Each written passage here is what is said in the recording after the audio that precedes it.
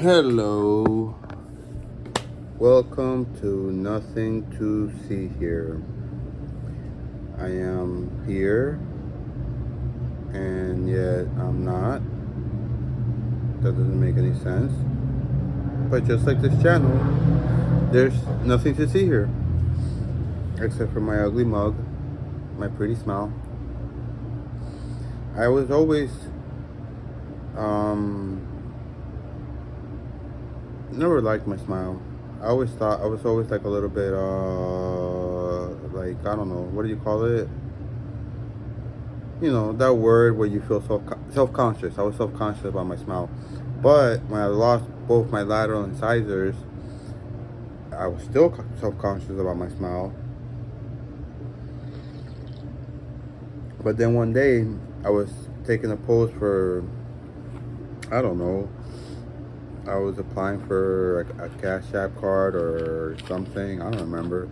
And then I smiled, and when I looked at my smile, I said, you know what? Your smile looks nice now. It has personality. It's unique. I mean, it was always unique. I have a good buddy of mine. Well, he doesn't like me anymore. Mention him because he has a big gap between his teeth. I'm not sure if I'm correct. He thinks I did something with his sister. I don't know. I was really good friends with his sister forever anyways, so I probably spent more time with her than he did, so I don't know what the F he was talking about. The F out of here. But anyways, I can't talk trash about him because he has a heart of gold, always has, heaven willing, always will. He taught me that to be a man, you don't have to always be macho. You don't always have to be the biggest, baddest guy. You can be like Winnie the Pooh. You can just have a heart of gold. And this guy was gangster. I mean, he was really gangster, but he was the nicest person you've ever met. And the reason why I'm saying he was gangster is because he didn't even need to be in the gang. He had 5 siblings. Well, 4. He was the 5th. He was the oldest one of the 5. So just the family alone, you know, between all of them together, you probably had like 20 felonies. Probably a lot more. Everything from attempted murder to arson to this and that. I mean, I'm not saying crime is something to brag about, but, you know, it's tough when you have a lot of children to raise, because if you don't listen to your children, you don't pay attention to them, you know, chances are, you know, being a child is hard. You know, this life, especially nowadays, is very hard. Children have it too easy, and when you have it too easy, it actually makes it harder. I think there's a saying, I've said it before, I think on that one video where I walked like a whole bunch of miles, I said that idle hands are the making or are part of the devil's work. In other words, when you have nothing doing, you're essentially doing the devil's bidding. That's my neighbors talking. They speak Spanish. They're from Colombia. I want to go to Colombia. That sounds like a nice place. Anyways.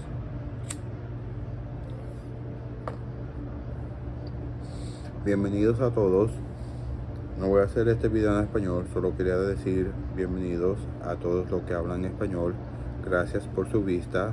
Si tú estás viendo para aprender a hablar inglés, lo siento, pero yo hablo como una persona que se educó aquí, porque prácticamente yo me eduqué aquí. Yo solo estuve en Colombia hasta los 7 años, y cuando estuve allá aprendí hasta el 2º grado, creo que fue, y el resto del tiempo que aprendí todas las palabras que yo conozco fue cuando estuve por allá entre el año 2003 hasta 2010, que pasé mitad tiempo aquí, mitad tiempo allá, estuve trabajando y después fui para allá. Y al principio fue porque me enamoré con Colombia, y después regresé porque me enamoré con mi prima. Lo siento si te avergoncé, pero ya eso es el pasado. A nadie me importa eso. Nobody cares about us. Nobody cares about anybody. Anyways, I'm lying. People do care. there are a lot of people. I've always said, and always will say, for the most part, the majority of the people are kind-hearted. They have good hearts. What you see in the news is called fear-mongering. It happens mostly here in the States. Sam from Wendover did an excellent video on it. And the reason it's like that here is because fear sells. Fear retains our attention. And the reason they want to retain our attention is because the more that they can retain our attention, the more that they can charge their advertisers. And the more that they can charge their advertisers, the more that they make money. And the more that they make money, the more that they're happy. Because essentially when people want to be successful, they define success by how much money they make. Some people do, not all. So that's why we live in the country where the majority of the headlines are based on fear.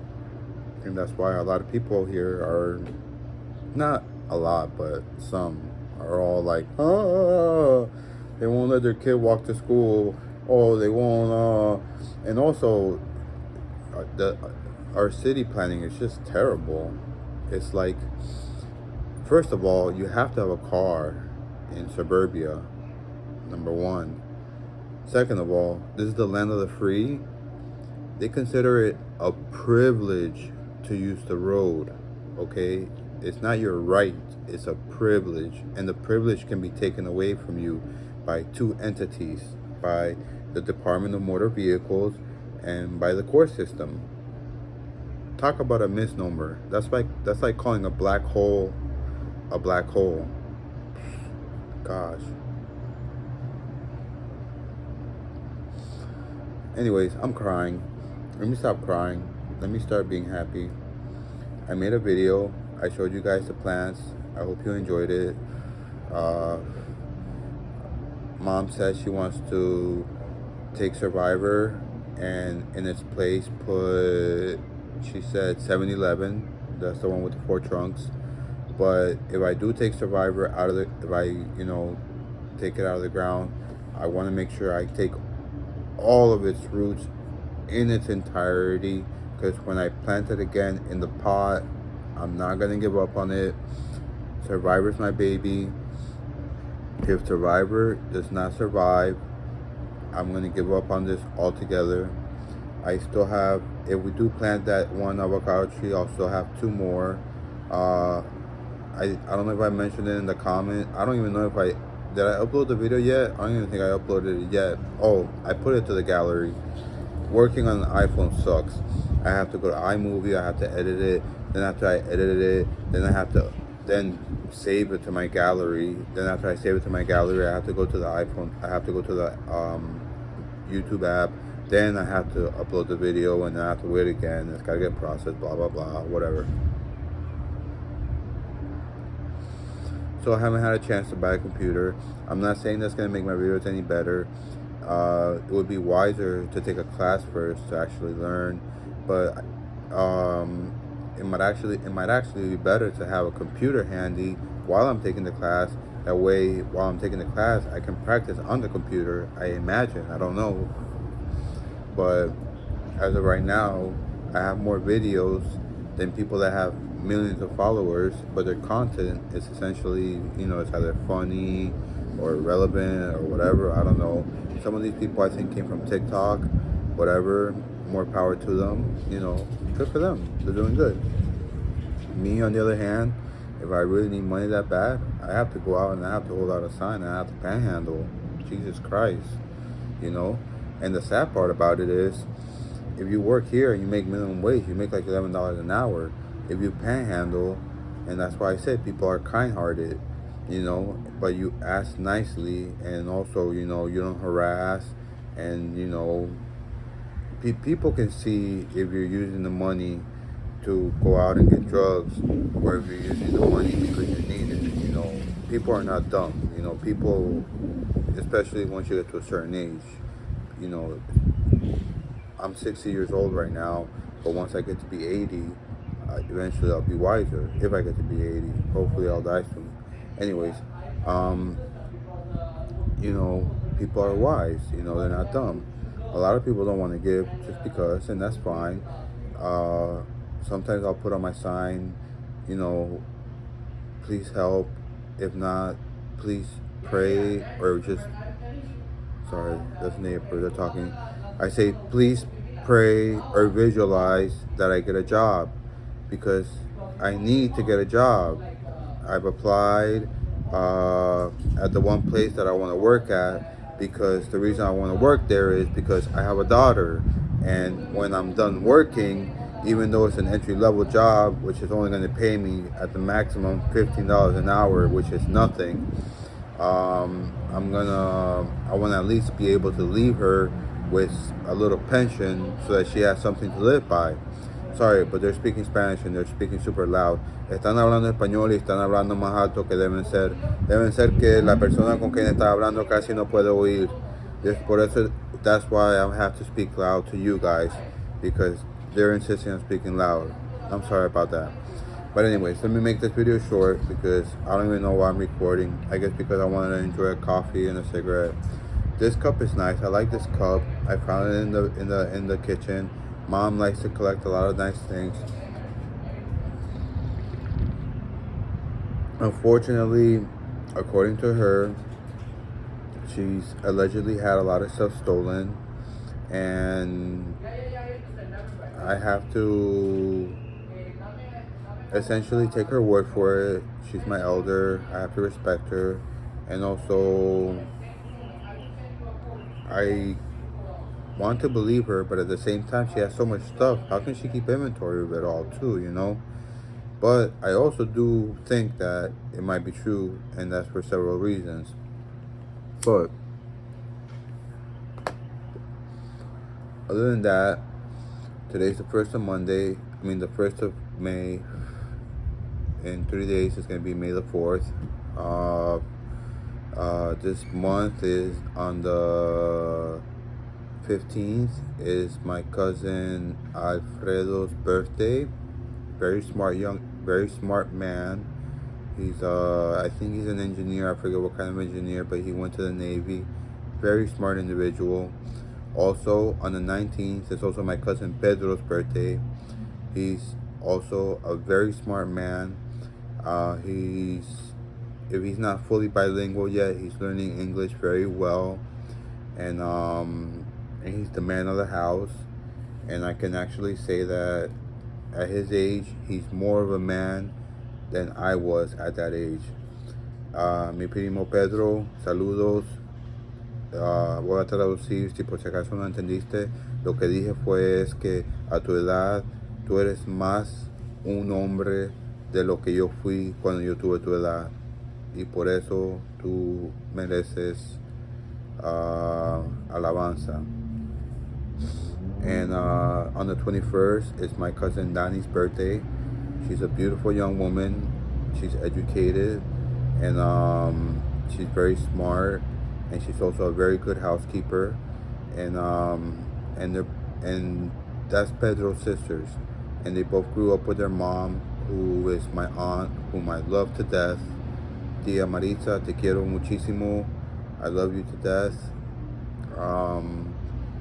Te quiero hasta siempre, por siempre, incondicional. Tú eres como mi segunda madre, ya que pasó mamá, pero tú siempre vas a estar en mi corazón. Igual mi tía Ethel, al principio cuando yo me mudé aquí, yo casi no te conocí. When I first moved here, I barely knew you. Pero con el tiempo, with time, I got to know you better. Y tú también sabes cocinar súper bien. Entonces por eso tú eres genial en mi libro. You know how to cook well, and because of that, you are awesome. Anyways, being that this month is Mother's Day, I want to say it nice and early. Happy Mother's Day to all the mothers out there. And also one thing, to all the young ladies, and when I mean young ladies, I mean anybody that has not given birth yet, that are thinking about being a mother, please think it through thoroughly. Only because being a mom is not just about an intimate relationship. and then 9 months later comes out a baby. There's a lot more to it. If I would have known, I may have done things differently, but I did want to have a baby when I wanted to have a baby. I was turning of an age when I should have had my first child. I actually had my first child later than my parents had me, and I love my daughter to death. I would do anything for her, even if it means having to give her up, because I'm not sure if mom thinks of her as an asset. I like to think not. I like to think that her heart has grown and she's a different person now, because people can change, and I do believe in miracles. That's why, even though a lot of people might say things that are not of positive light about her, I do not let that get to me, and I try to think positive about her, because at the end of the day, she is the mother of my child, and I also want my daughter to love her mom and to treat her mom the best that she can.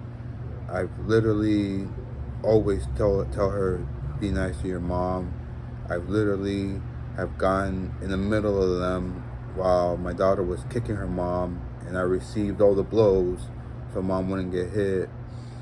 I'll, you know, maybe not so much as of lately, because mom got me upset the other day, but I would always hug and caress mom. And then today I was told something about something that mom allegedly said that could get me into trouble, which, if it's true, I'm sure she might have said it out of anger. So she said things, because she was angry, because I have said things too because I was angry, which I can't take back, but I said them. We are human. I'm human after all. I'm not perfect. There's only one being that's perfect, the Holy Spirit, and or higher power. If you're in recovery, whatever your higher power is, more power to you. Just make sure that you are not lying to yourself, and that you are doing your best to try to recover. It's a long and lengthy process, because it's not just about stop using the drugs of your choice. It's about finding what's really the inner problem in your life, what is causing you, what motivates you, what happened to you during your lifetime that changed the course of your path and caused you to become a person that maybe became addicted. Essentially, it's all addiction. It could be food, it could be gambling, it could be drugs, it could be TV, it could be this, it could be anything. They're all essentially habits that, if are not done with if are not done in moderation, can be harmful to you. So, if you are in recovery, take it seriously. If you are seeking help from a medical professional, try your best to do as they can. If something is not working with you, talk to them. I talk to my psychiatrist. I try to be as open and as honest as I can with her. I let her know everything, especially as far as the medications go. It took me a while, especially on one medication, because the previous doctor told me that medication causes liver problems. So there was like about a 3, maybe 4 month period that I didn't take it. And when I broke it down, and I told her that because I was afraid to take it, but I was filling it anyways, because at the pharmacy that I went to, they wouldn't fill a Schedule 3 controlled substance unless I had that other medication on file. So I was just filling it. So then eventually I did start taking it. I did have a couple extra bottles, and I noticed it was an SSRI, which usually takes about a week or 2 to work. I took it as prescribed, but after about a week, I started getting these weird these really intense headaches. So I just assumed that it was a medication, so I cut back. I took half of it, because the minimum dose of that specific medication is actually half of what I take. And then when I took half of what I took, it turned out to work. It turned out to work okay for me, and I would say it's working pretty well. The only problem is that the one medication that I take for my anxiety and my panic attacks, um, I've only seen one. I've only been able to point out one reference book, which is a medical book published in Canada. I gotta go to the NSU, Broward County Public Library to look up more medical information to find out if it's accurate. The book that I read, it said that the onset effects of that medication is a quick acting benzodiazepine, which is good in case you're having a panic attack, or if you know you suffer from anxiety and you all of a sudden got to go somewhere. And most of the time if I don't have my anxiety medication, I just stay inside, which is fine anyways because I have no money, so it's not like I can go anywhere. I have a bicycle right now, thank goodness, which a good neighbor of mine, Rob, thank you, gave it to me at a very good price, and it actually turned out to be a Dutch bicycle, which I've never had before. And let me tell you, a Dutch bicycle might actually be better than a mountain bike. And I made another video below where I put some links to a channel called Not Just Bikes, but there is another channel which I want you guys to check out. It's called City Nerds, and these channels are important in my opinion because they talk a lot about how suburbia is affecting our society. And the selling point of suburbia is that you have a single family home, you have your own lot, you're safe and secure, but the problem is that you don't see a lot of children playing outside. A lot of the parents don't allow their kids to go out because they're afraid. They think that, something's going to happen to them. This country has the least amount of countries where kids walk to school and, kids ride their bikes or go outside and play. And in actuality, I saw a video, and according to that video, the country, or at least one of the countries with the happiest people, is the Netherlands. And what is the difference between the Netherlands and here in the United States? It's the city planning, okay? Over there, they don't have stroads. An example of a stroad here would be maybe US 27, or it's like a mixture between a street and a road. It's not pedestrian friendly. It's usually an 8-lane highway, 4 on one side, 4 on the other side. Sometimes there's not even a sidewalk. It's dangerous to walk on, and it's a high-speed road, but it's also a street because there's a lot of entrances and a lot of exits for for cars to come in and out, and also because we have a lot of cars. I mentioned this before. In a place of business, depending on the square footage of the business, they also have to put that amount or a certain amount of parking spaces to accommodate for that business. Now, meaning that if I want to walk to my local supermarket, not only do I have to walk damn near I have to walk 1.5 kilometers, but then I also have to walk through the parking lot, which is about another at least quarter kilometer, so it's ridiculous, and over here, soccer moms, imagine all the gas, all the time that they spend having to pick up the kids to take them to this practice. In the Netherlands, the kids, they jump on their bikes with their uniforms already on, and they ride their bikes to school.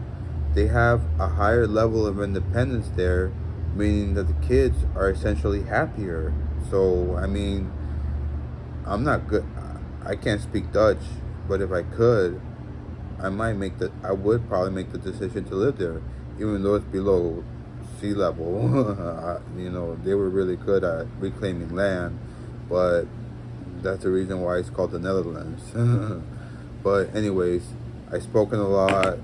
I don't want to smoke another cigarette because I advertise that way too much. I will take another sip of my coffee.